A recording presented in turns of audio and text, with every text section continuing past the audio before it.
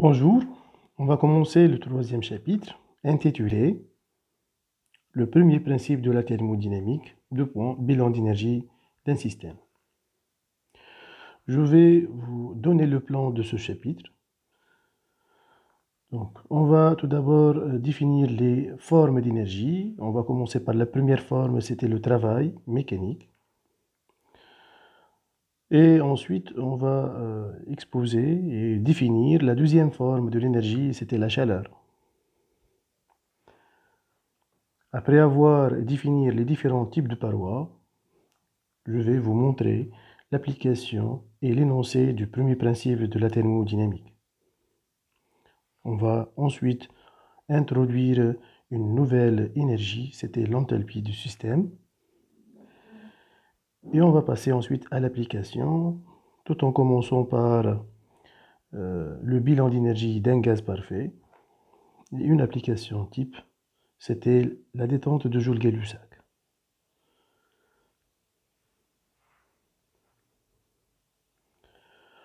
Donc, dans ce chapitre, on va étudier particulièrement les systèmes thermodynamiques fermés, qui n'échangent pas de particules avec l'extérieur.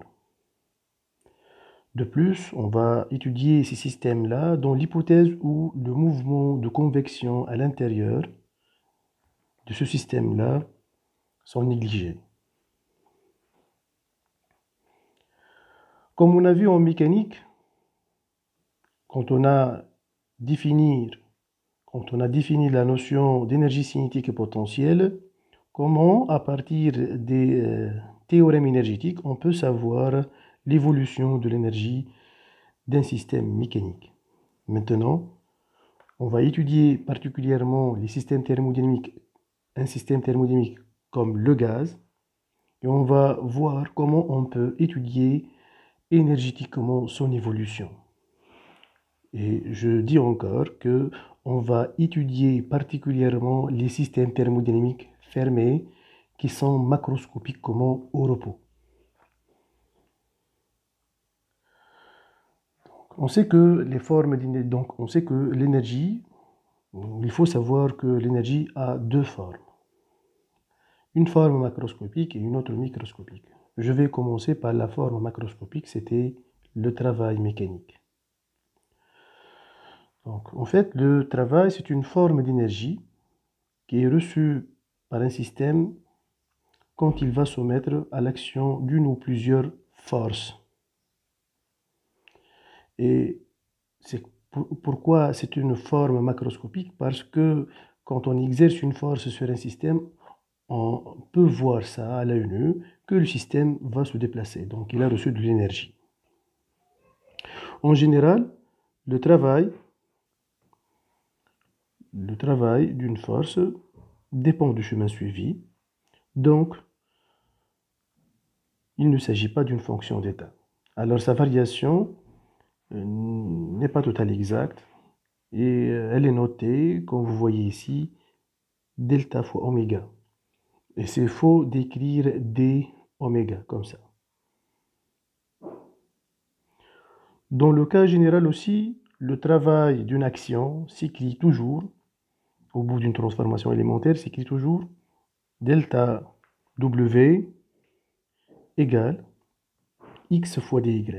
Avec x, c'était la cause, c'était l'action qui va être exercée, et en général, c'est une grandeur intensive. Et y, c'était l'effet de l'action, et en général, c'est une grandeur extensive. En fait, x et y constituent deux variables conjuguées. Comme exemple de travail de quelques actions, pour un fil de longueur L, quand on applique une force de traction, il va s'allonger d'une longueur dL au bout d'une transformation élémentaire. Et donc, la cause, c'était la force, et l'effet, c'était la variation de sa longueur. Donc, le travail, c'était F fois dL. Quand on veut charger un condensateur, on doit appliquer une tension V. Suite à une transformation élémentaire, la charge de ce condensateur va varier de dQ. Donc, le travail, c'est égal à V fois dQ. V et Q sont deux variables conjuguées. V, la tension, c'est une grandeur intensive et la charge, c'est une grandeur extensive. De même, pour remonter un milieu magnétique, donc on doit appliquer un champ magnétique B, ce qui va créer des dipôles électriques, de moment magnétique petit m et de vecteur aimantation grand M. L'aimantation, en fait, c'était le moment dipolaire par unité de volume. Et donc, le travail nécessaire pour aimanter un milieu d'une aimantation dm, c'est égal à le B fois dm. En fait, pour calculer le travail d'une action au cours d'une transformation totale qui va commencer à partir d'un état initial EI vers un état final EF, n'est autre que la somme des contributions élémentaires entre les deux états initial et final. Et donc, c'est une intégrale. Le travail, c'était l'intégrale de I à EF de delta W.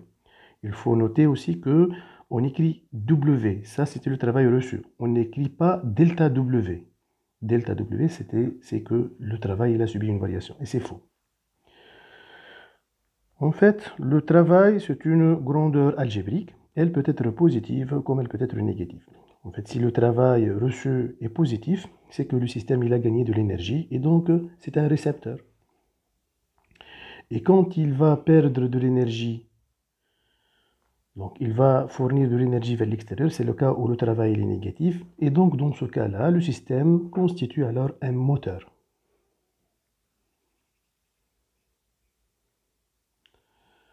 On va passer maintenant à un travail particulier, spécifique pour les gaz et qui existe toujours pour les gaz.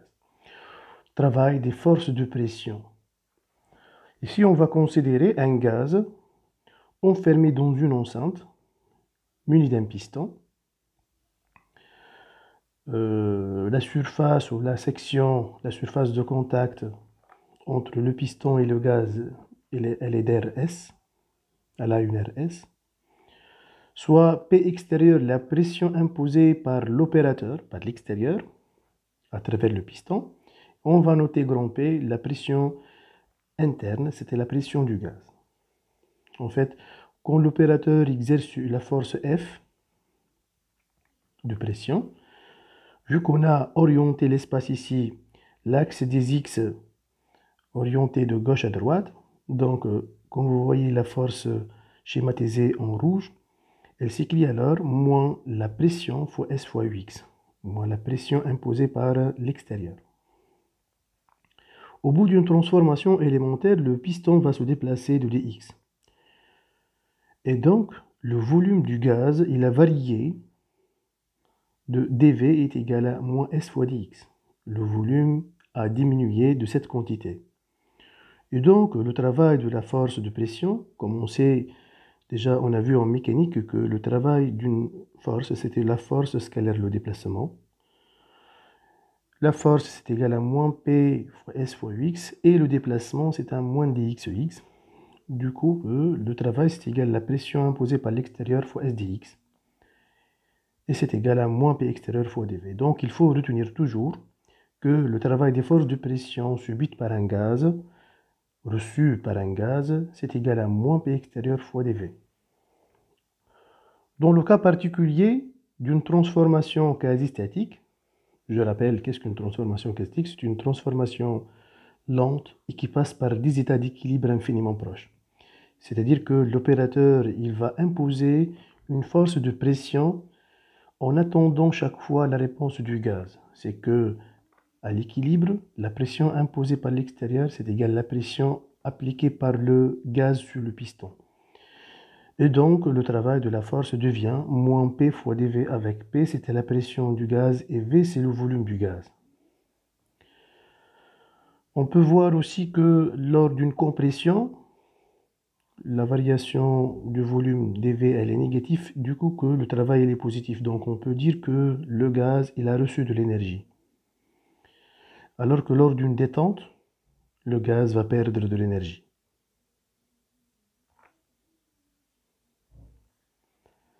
Maintenant, je vais vous définir aussi donc, et caractériser un diagramme thermodynamique.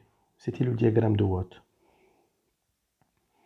On va considérer alors un gaz qui va subir une transformation quasi-statique d'un état initial caractérisé par le volume V1 et la pression P1 vers un état final caractérisé par là où le gaz a un volume V2 et une pression P2.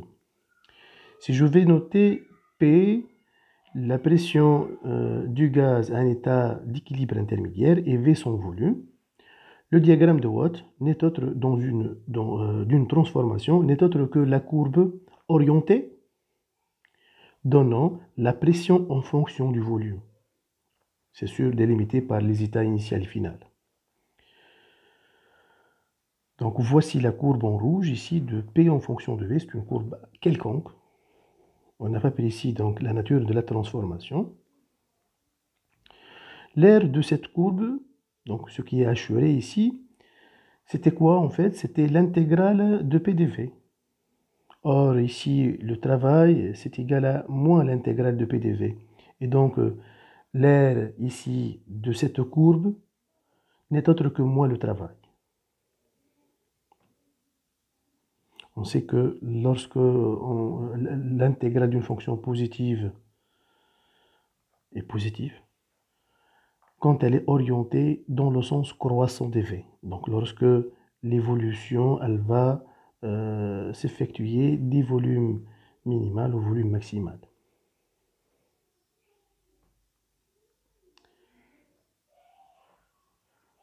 Donc il faut savoir que le diagramme de Watt, dans le cas général, ce n'est pas le diagramme de Clapeyron. En fait, parce que le diagramme de Clapeyron, c'est la courbe donnant la pression du gaz en fonction du volume massique.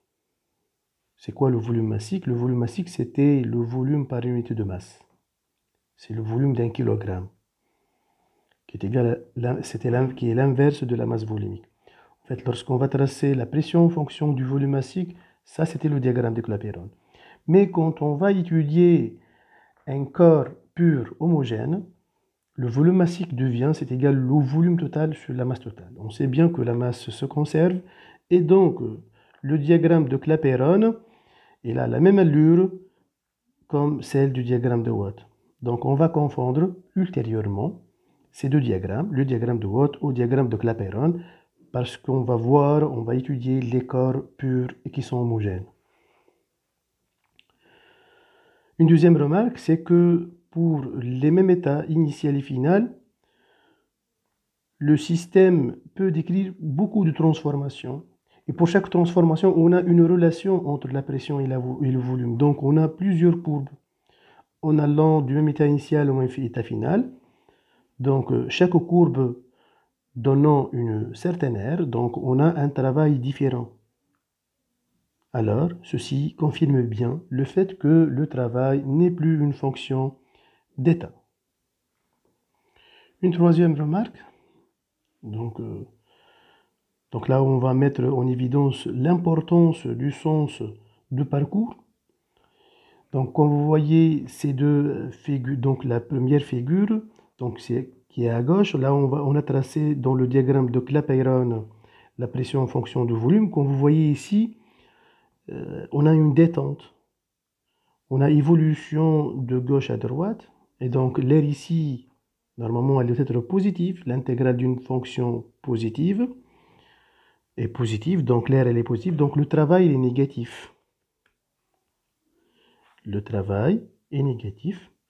Et donc c'est un travail moteur. Pour la courbe qui est à droite, on a ici une compression. Le volume, il a diminué. Et la pression, elle a augmenté. Donc ici, l'air, elle est négative. Et par conséquent, le travail, il est positif. Et c'est un travail récepteur. On peut avoir un cas où le gaz subit une transformation cyclique. Une transformation en fait cyclique, c'est une succession de transformations ramenant le gaz à son état initial. C'est-à-dire qu'il va commencer à partir d'un état et à la fin, il va revenir à son état initial. Et donc, si on va tracer les transformations que subit ce gaz dans le diagramme de Clapeyron, on va trouver ces deux courbes-là. Donc, si le cycle est décrit dans le sens trigonométrique, c'est la courbe à droite. Ici, le travail il est positif, donc il s'agit d'un cycle récepteur. Et pour la courbe à gauche, comme vous voyez ici, c'est une transformation cyclique. Donc, le système thermodynamique il a subi un cycle. Le cycle est décrit dans le sens indirect, dans le sens des aiguilles d'une montre. Dans ce cas, alors, l'aire de ce cycle-là, elle est positive. Et donc, le travail reçu par le gaz ici est négatif. Et donc, le système thermodynamique, qui est le gaz ici, va jouer le rôle d'un moteur. Donc, voici quelques transformations particulières du gaz tracées dans le diagramme de Clapeyron. Donc, la courbe à gauche ici, donc la courbe verticale, c'est une isochore. Le volume que vous voyez au cours de cette transformation est constant. On a une courbe horizontale, c'est une isobare. C'est-à-dire que la transformation ici s'effectue à pression constante. Et pour les deux courbes à droite, comme vous voyez une isotherme, sa variation est plus faible que celle d'une adiabatique réversible. Il faut retenir ça et on va voir pourquoi ces variations-là. Pourquoi la pression en fonction du volume décroît plus rapidement quand on a une transformation adiabatique réversible que celle dans le cas d'une isotherme. Merci et à la prochaine vidéo.